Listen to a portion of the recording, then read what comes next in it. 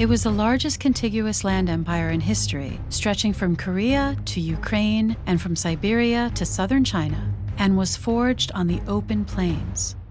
In the 12th century CE, before the Mongol Empire formed, the East Asian steppe was home to scattered groups of Mongol and Turkic pastoral nomads, Khans.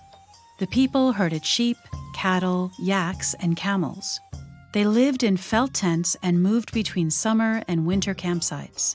Nomadic women held significant authority, managing these migrations, many of the flocks, and trade. Meanwhile, men specialized in mounted warfare. These nomadic groups often fought each other. That was to change under Temujin, who was born into an aristocratic Mongol family. Despite losing his father at an early age and growing up in poverty, he quickly rose to power by forging strategic alliances with other leaders.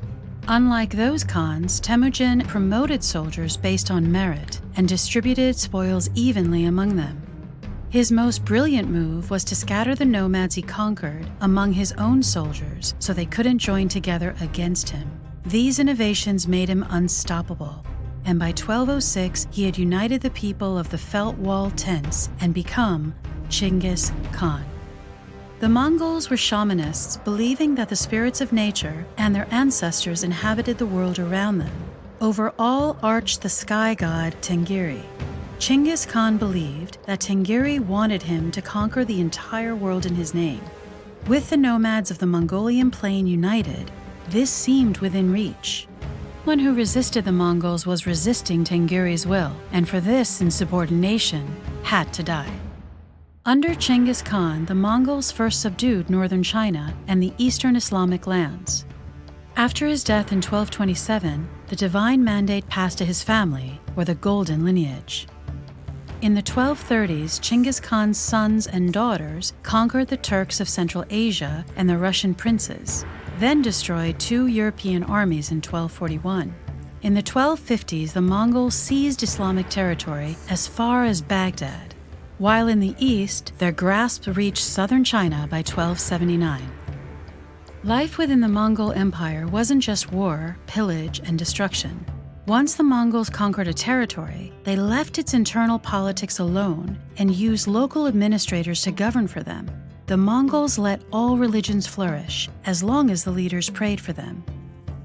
Although they routinely captured artisans, scholars, and engineers, they appreciated what those specialists could do and forcibly settled them across Asia to continue their work. The most valuable produce in the empire was gold brocade, which took silk from China, gold from Tibet, and weavers from Baghdad.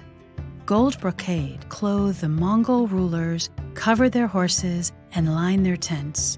The Mongols particularly prized gunpowder technicians from China. With much of Eurasia politically unified, trade flourished along the Silk Road, helped by an extensive system of horse messengers and relay posts. Robust trade continued at sea, especially in blue and white porcelain, which combined white pottery from Mongol China with blue dye from Mongol Iran. But this was not to last. Succession to the Great Khan didn't automatically go to the eldest son, but rather allowed brothers, uncles, and cousins to vie for leadership, with senior widows acting as regents for their sons.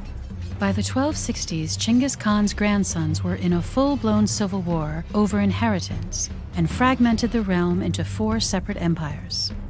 In China, Kublai Khan's Yuan dynasty is remembered as a golden age of science and culture. In Iran, the Ilkhanate inaugurated the development of new monumental architecture and Persian miniature painting. In Central Asia, the Chagatai Khanate brought forth leaders like Timur and his descendant Babur, who founded the Mughal Empire in India. And in Eastern Europe, the Golden Horde ruled for years, until a trading post named Muscovy grew into a major world power.